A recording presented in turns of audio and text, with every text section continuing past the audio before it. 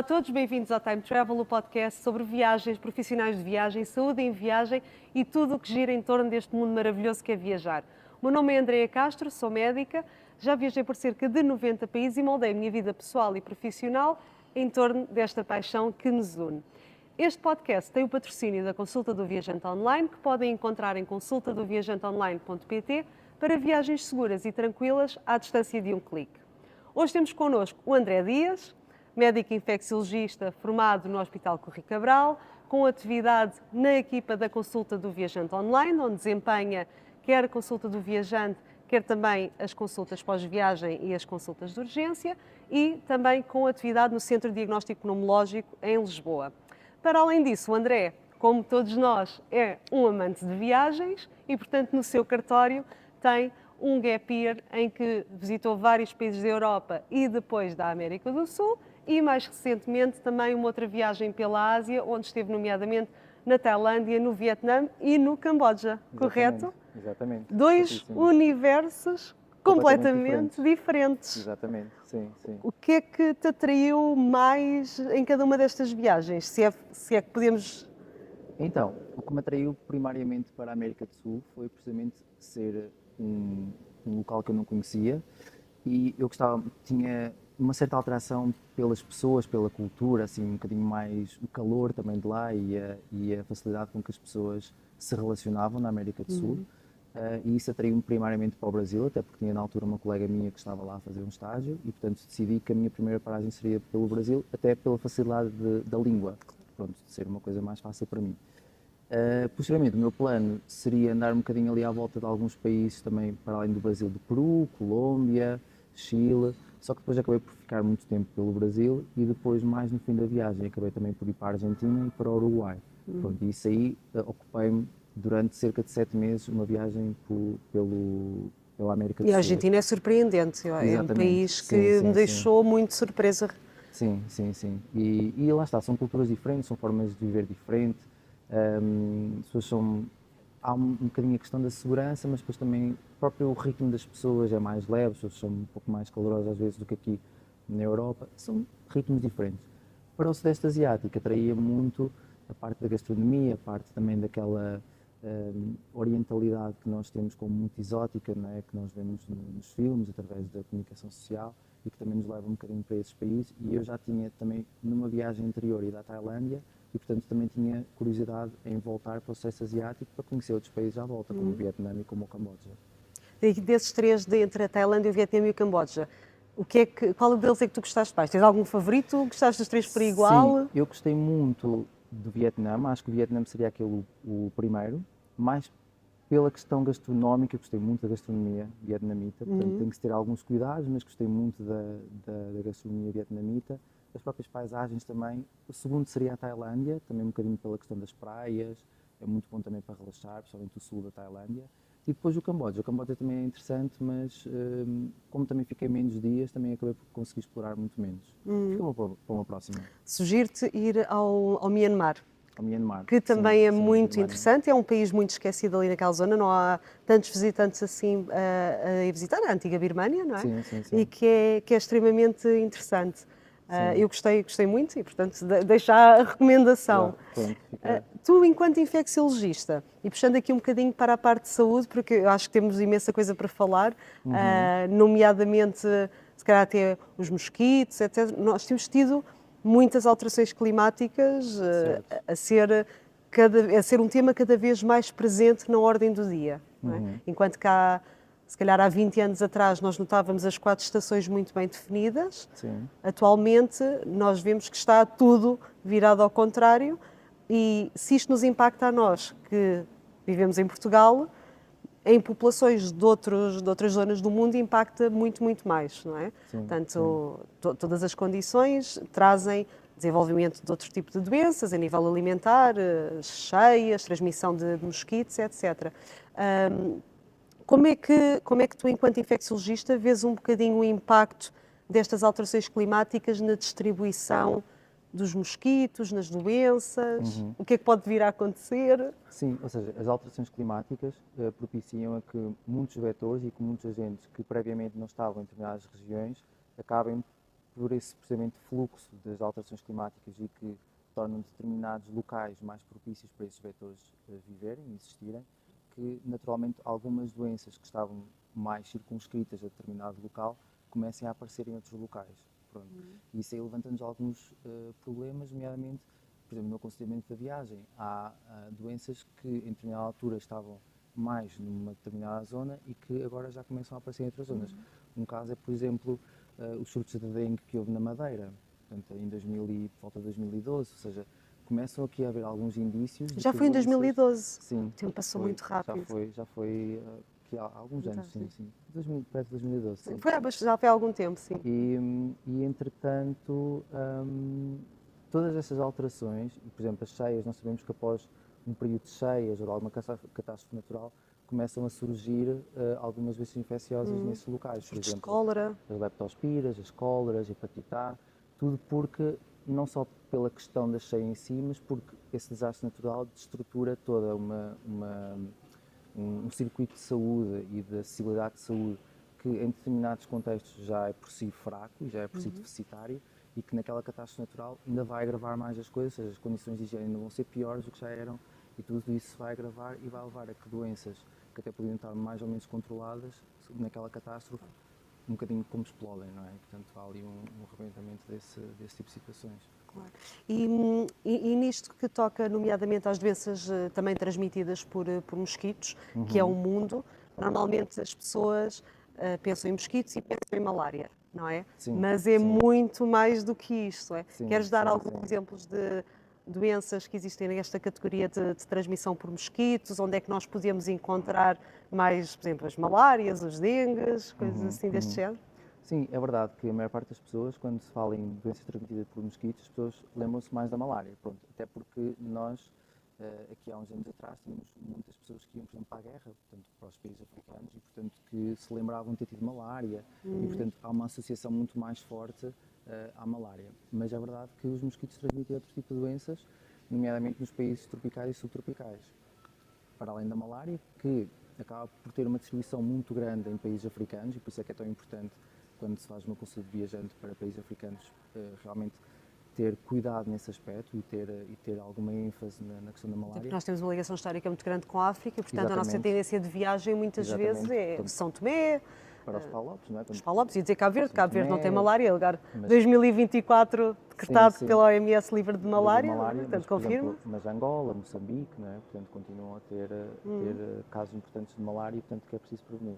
Mas sim, depois existe um outro leque de doenças que são variadíssimas, mas que geralmente nós também referimos como, por exemplo, o dengue, o Zika, a questão do Zika, da febre amarela, do chikungunya, por exemplo, e, portanto, existe uma outra panóplia toda de doenças que podem ser transmitidas, algumas delas que nós conseguimos fazer vacina, outras delas que nós não conseguimos fazer uma vacina, conseguimos algumas estratégias de profilaxia, quer seja medicamentosa. Proteção. Exatamente, de proteção, quer seja medicamentosa, portanto, através de medicamentos, quer seja através de um uso consistente dos repelentes, por exemplo. Portanto, normalmente nós trabalhamos este tipo de temáticas um bocadinho por patamares. Nós temos um primeiro nível de aconselhamento geral, depois a seguir passamos para a parte da utilização dos repelentes, depois a medicação no caso de doenças concretas, como por exemplo a malária, e depois no campo das vacinas, febre amarela, o dengue agora que temos uma vacina desde o ano passado, portanto começamos a ter outras ferramentas. Qual é, enquanto infecciologista, a importância que tu dás a este aconselhamento geral, sem entrar em medicamentos, sem entrar em vacinas? O meu ponto de vista é que sem a base, o resto pode cair em saco roto, como se costuma dizer, porque o resto dos cuidados já são ali um extra que nós damos para potenciar ainda mais, mas que se as pessoas não comprem o geral da alimentação, dos repelentes, dos alertas de saber como é que as doenças podem apanhar, manifestar, etc., que depois, se a preocupação for só fazer medicamentos, fazer vacinas, há muito que se perde. Sim.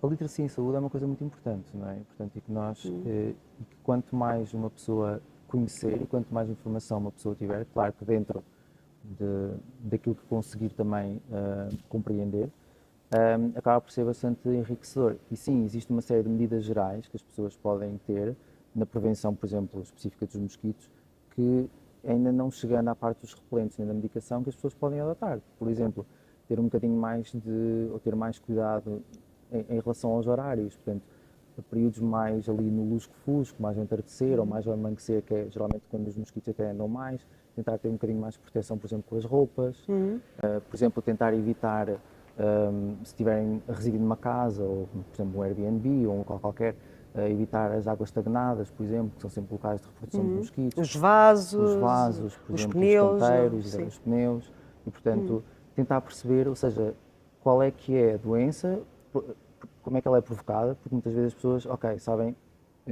que a doença é malária, que a doença é o dengue, mas nem sequer sabem que aquilo que é provocada por mosquitos, por exemplo. Não sabem o que é que significa na prática exatamente. as doenças, E, claro. portanto, explicar que, ok, é uma doença transmitida por mosquitos e, portanto, aqui o foco é nós temos um bocadinho de preocupação com os mosquitos. E onde é que andam os mosquitos? Nas águas paradas. E, portanto, eliminar águas paradas. Ou quando é que os mosquitos andam mais? Ao entardecer. Então, ao entardecer vamos tentar proteger-nos um pouco mais. Pronto, um bocadinho esse tipo de A questão das roupas um bocadinho mais compridas, não é? Proteger as pernas, proteger um bocadinho os braços, sim, o que tiver à mostra, fazermos o uso do repelente. E, portanto, isto acaba por ser aqui a nossa camada base de aconselhamento, que é super importante. Eu, curiosamente, eu fui ver os números do Relatório Mundial de Malária do ano passado, 2023, que refere cerca de 250 milhões de casos, só focando em malária, só malária, não é? Há muito ainda, muito mito e muito passa a palavra negativo sobre os antimaláricos. Tu queres, enquanto especialista, também falar um bocadinho de porque é que estes mitos existem e quão importante é nós conseguirmos desconstruir esta ideia pré-concebida dos antimaláricos? Eu acho que, primeiro, existe um bocadinho o mito em algumas pessoas, como é óbvio, há um outro grupo de viajantes que são realmente bastante preocupados, mas eu acho que alguns mitos e algumas crenças contra os antimaláricos, acho que vem muito um bocadinho daquela questão de mas o meu primo ou o meu familiar já teve malária não sei quantas vezes e nunca aconteceu nada. Ou, um outro meu amigo fez profilaxia antimalárica e deu super mal e teve imensos efeitos secundários, imensa reação, então não quero. Ou, mas é mesmo necessário, é mesmo preciso fazer, eu tenho mesmo que fazer. Às vezes eu não queria, às vezes entram na consulta, mas eu isso eu não queria. Parece que é uma classe odiada, não é? Sim, é um bocadinho por aí. Eu acho que muito também por algum desconhecimento, as pessoas continuam a não perceber que a malária realmente mata, e portanto que é um assunto sério, e portanto que uma coisa é um habitante local ter malária e muitas pessoas que vivem em África, eles não fazem profilaxia. Claro, portanto, não há é inviável. que se faça. Mas são pessoas que já estão muito mais alerta e muito mais sensíveis para os sintomas e, portanto, ao mínimo sintoma já fazem logo o teste e procuram logo aconselhamento médico, sabem onde o fazer, diferentemente de um viajante que vai muitas vezes para um país africano e não conhece o sistema de saúde, não sabe como é que se recorre, não sabe os sintomas. E depois há a questão importante ainda de que uma pessoa que nunca teve contacto com a malária, principalmente à medida que vai ficando mais velho, portanto ao longo do percurso da vida, também, ou seja, não tem imunidade. Vai perdendo defesas, se quisermos simplificar a linguagem, não é? Sim, portanto para combater aquela infecção. E depois também há pessoas que têm maior risco de contrair uma malária grave, como por exemplo, lá está, os viajantes que não estão tão alerta para os sinais e sintomas de alarme, as mulheres grávidas, as pessoas que fazem medicação imunossupressora, doentes que têm infecção por VIH, e portanto há ali uma série de doentes que realmente nós devemos apanhá-los e devemos perceber e explicar que realmente têm que fazer a profilaxia quando estiver indicada. Sim, que eu acho que é uma luta a nível de literacia na área da saúde que ainda tem que ser feita, porque realmente o desconhecimento da população geral é muito grande e nisto há muito o passo à palavra que acaba por ser perigoso. Porque as pessoas têm esta ideia pré-concebida e há muito...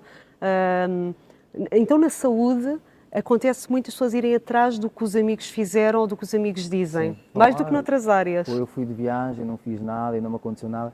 Isto é tudo um jogo de probabilidades, não é? Ou seja, aquela pessoa não lhe aconteceu nada, se calhar teve sorte. Pronto. Agora, se vamos por essa ótica, ok, eu não sou obrigado a fazer nada, mas depois a probabilidade de me acontecer alguma coisa é muito maior e depois a probabilidade de eu ter acesso a algum cuidado de saúde no local para onde vou viajar também é sempre desconhecido, não é? E a verdade é que nós ainda vamos tendo pessoas que vão viajar para países africanos, por exemplo, que não fazem profilaxia, que têm a malária, e muitas vezes com evolução para malárias graves, como por exemplo malária cerebral, malária com acometimento de disfunção de vários órgãos e que inclusive precisam de ir para unidades de cuidados intensivos e que precisam de tratamentos muito mais avançados que podiam ter sido prevenidos com profilaxia. Ainda que, claro, e fazendo aqui a ressalva, nenhuma profilaxia é 100% eficaz, nunca. Isso nunca é garantido em medicina, não é? Eu costumo dizer muito que é como um cinto de segurança. Nós pomos o cinto, vamos fazer um passeio de carro, está lá para nos proteger, mas não significa que não possamos ter um acidente e que não possamos bater com ele, não é? Mas ajuda-nos. Probabilidades, não é? Exatamente. Reduz muito mais a probabilidade fazendo as coisas acertadamente dessa forma. E em relação ao dengue, fazendo aqui a passagem de uma doença muito conhecida da opinião pública, que é a malária, que as pessoas têm mais ou menos umas ideias e toda a gente ouviu falar, e depois de repente passamos para o dengue, que é muito desconhecido, mas que tem milhões de casos e que todos os anos ultimamente tem vindo a aumentar muito. Sim. Ultimamente os surtos de dengue têm estado a aumentar. O dengue é geralmente um problema para pessoas que vão viajar para a América Latina, para o Sudeste Asiático. Geralmente são assim aquelas regiões, ainda que também existam casos em África, como é óbvio. Mas... São zonas mais críticas. Sim. Acaba por ser um desconhecido, lá está, como nós não temos uma relação assim tão próxima como a questão da malária, cá Portugal acaba por não chegar assim tanto. Agora, à medida que as pessoas vão viajando, também vão estando muito mais em contacto com essas patologias. Eu, por exemplo, lá está, quando estive no Brasil, eu tinha uma amiga minha que era infecciologista no Paraná, no estado mais a sul do Brasil. E eu cheguei uma vez a ir lá ao hospital com ela e, de facto, tinham bastantes casos de dengue internado. Portanto, várias pessoas. Porque o dengue é uma infecção que, em termos de sintomas, muitas vezes pode ser parecido com uma gripe, com dores no corpo, febre, mialgia, portanto, dores musculares. Às vezes pode passar só com cuidados em casa, como se fosse as pessoas nem sequer se apercebem o que é, não é? Mas em algumas formas também pode evoluir para apresentações mais graves. E aqui o dengue tem um bocadinho a apresentação clínica que é de uma febre hemorrágica, que é, portanto, para além destes sintomas que eu falei, das cefaleias, febre, dores no corpo, dores articulares. E dores articulares, sim.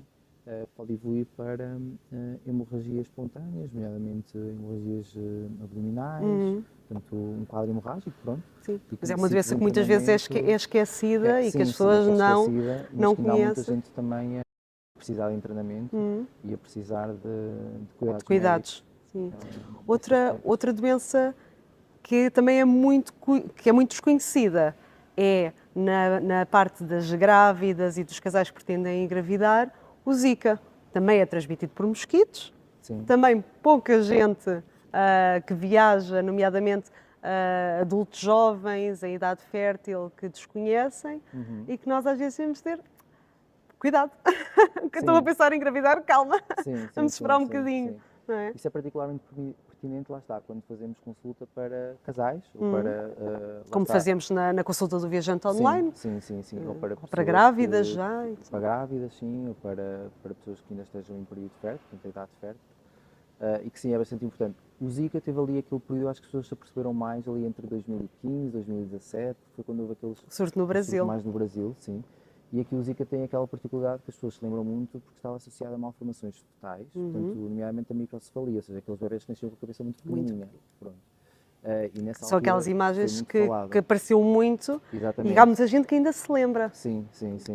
Portanto, e que nessa altura foi muito associada à infecção pelo vírus Zika.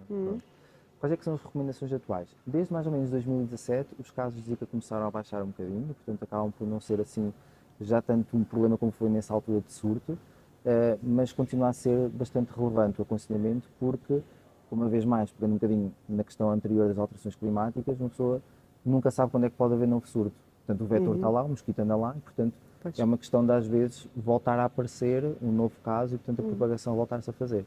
E, portanto, continua a fazer sentido nós realmente aconselharmos estes casais fazer. E é uma doença muito assintomática, ou seja, também Sim, é extremamente sim. difícil, mesmo a nível da catalogação do número de casos, ficamos sempre sem saber concretamente quantos é que há, porque muitos não dão sintomas, não é? Sim. E mesmo aqueles que têm sintomas, uma vez mais, são sintomas muito parecidos com um síndrome gripal, uma gripe. Não é? Portanto, e nem toda a gente, quando tem uma gripe, vai ao médico.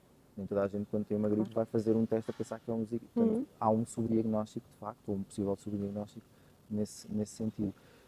Mas aquilo que nós, apesar de tudo, continuamos a aconselhar durante a viagem é que, para casais, que haja aqui um interregno, portanto, um espaço para... Uma acalmia nos treinos para engravidarem, não é? Sim. No caso dos homens, geralmente o período que nós recomendamos são de 3 meses, no caso das mulheres, de 2 meses. No caso do casal ir junto, os 3 meses. Fica 3, por causa da parte masculina, sim. E isto acaba por ser assim o mais importante mesmo aqui nesta área. Outra, agora estamos aqui a bater um bocadinho as capelinhas todas, mas as conversas são umas cerejas e nós vamos puxando. Febre amarela, toda a gente conhece, toda a gente quer vacina, independentemente de para onde forem, a pergunta da vacina da febre amarela está lá sempre. Certo. Acho que ainda também não há esta percepção de que a medicina de viagem e a consulta do viajante é uma medicina que é geográfica e é uma medicina de surtos. Ou seja, nós temos que fazer os nossos raciocínios em função do que é que está a acontecer no destino, se está a haver surtos ou não, e também de para onde é que a pessoa vai, não só para que país é que vai, como também para que região do país é que vai. Certo, sim. Mas a febre amarela é assim o porta-estandarte. É mesmo em relação à questão da febre amarela. Eu lembro, por exemplo, ou seja, como as coisas vão mudando, não é? Por exemplo, no Brasil, até 2017, por exemplo, aquela zona de São Paulo não era uma zona que se fosse recomendado fazer a vacina. Neste momento já é. Por exemplo, para viajantes que vão para o Sudeste Asiático, só faz sentido fazer a vacina se tiverem passado por outros países ou se tiverem vindo de outros países onde existe essa transmissão. Pronto. E até às vezes com determinado tempo de estadia em aeroporto. Em aeroportos, por exemplo. Sim. Mas sim, a vacina contra a febre amarela continua a ser aquela vacina que muita gente associa à consulta de viajante. Pronto. Claro que depois há outras, não é? E às vezes há pessoas que vêm muito convencidas que têm que fazer a vacina contra a febre amarela e se calhar não têm.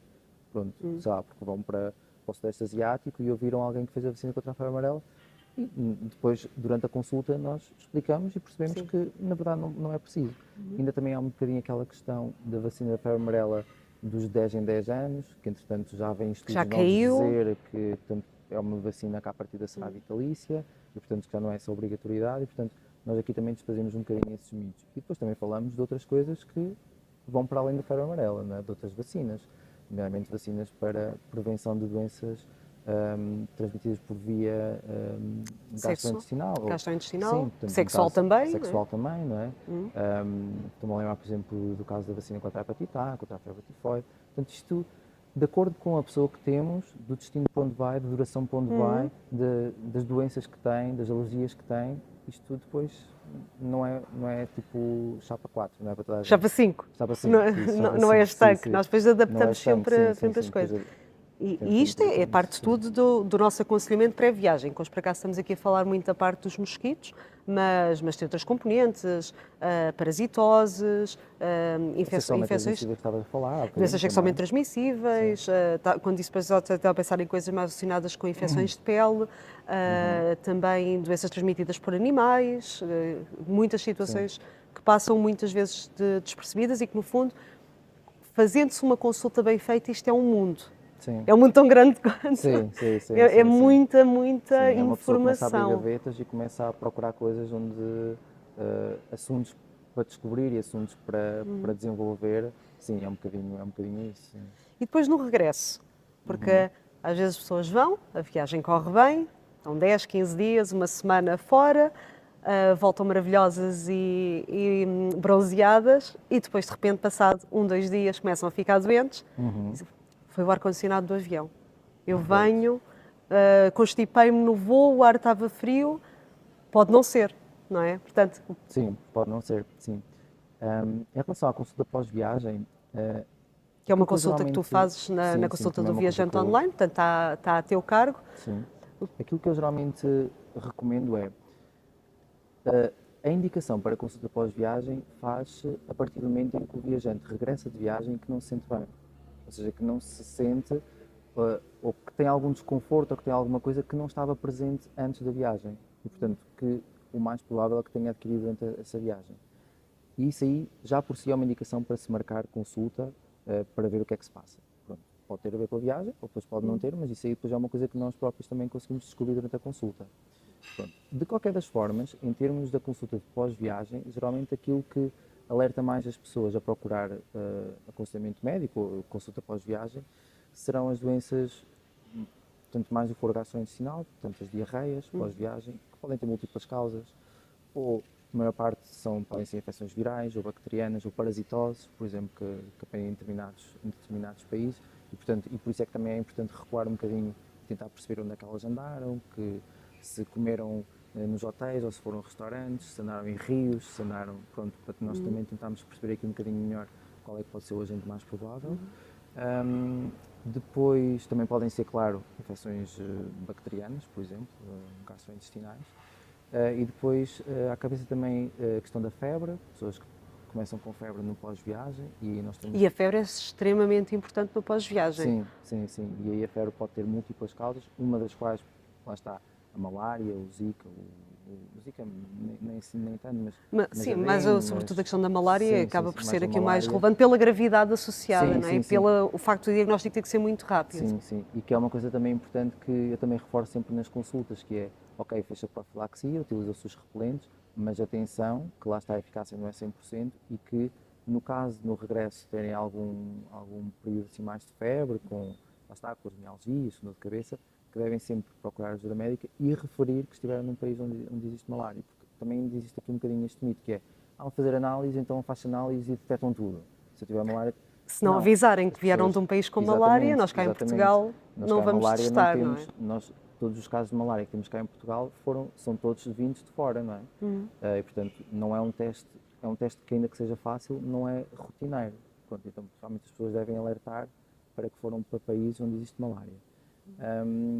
E depois, outra queixa também comum são alterações, portanto, da pele, portanto, queixas cutâneas ou aquelas urticárias ou manchas que aparecem na pele, e portanto isso acaba também por ser um dos motivos para recorrer à consulta. E sobretudo também ali há sempre algumas populações que são mais propensas a precisar de algum cuidado pós-viagem, por exemplo, os missionários, as pessoas que estão a trabalhar muito tempo fora, os voluntários, que lá está, pelo fator tempo, pelo facto de muitas vezes estarem períodos mais prolongados e frequentemente expostos a esse tipo de agentes? Sim, expostos a esse tipo de agentes e também estar em condições do dia-a-dia que não são as condições que nós obtemos num hotel, porque são pessoas que às vezes residem durante determinado tempo numa cidade ou numa vila, depois compram comida no mercado e têm mais propensão. Nós também sabemos que isso também é um assunto abordado na consulta. Nós sabemos que os viajantes, à medida que o tempo vai passando num determinado destino, vão se descuidando de algumas coisas, não é? A questão, por exemplo, dos repelentes. No início, se calhar, na primeira semana, até se calhar passam repelente todos os dias, mas depois, à medida que o tempo vai passando... É ingerível, claro. A questão das comidas, tipo, se calhar no início tem muito cuidado, mas depois, passado uns tempos, já vão a um restaurante qualquer. Pronto. Portanto, aí também acabam por estar mais propensos a determinado tipo de doenças do que quando temos os cuidados todos. Mas isso também é uma coisa que nós sabemos e que nós também alertamos e que, pronto, é o que é. Como é que as pessoas podem marcar consulta contigo?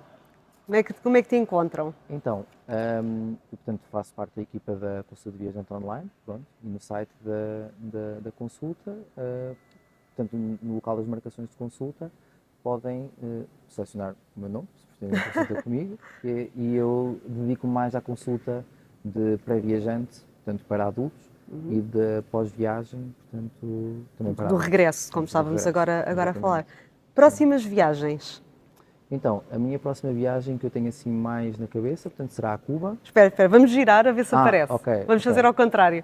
Vou-te convidar aqui a girar o globo, até pode ser que caia de Cuba, mas sem escolher. Não, é girar e pôr o dedo. Girar e pôr o dedo. Girar e pôr o dedo. Não é Cuba. Não é Cuba, Não. é a Nigéria. Olha, a Nigéria até é dos países que têm mais malária. Se calhar tinha que calhar. Se calhar, pronto. Talvez Nigéria fosse, mas talvez numa ótica mais de trabalho, eventualmente voluntariado. Mas eu estava a gostar de Cuba.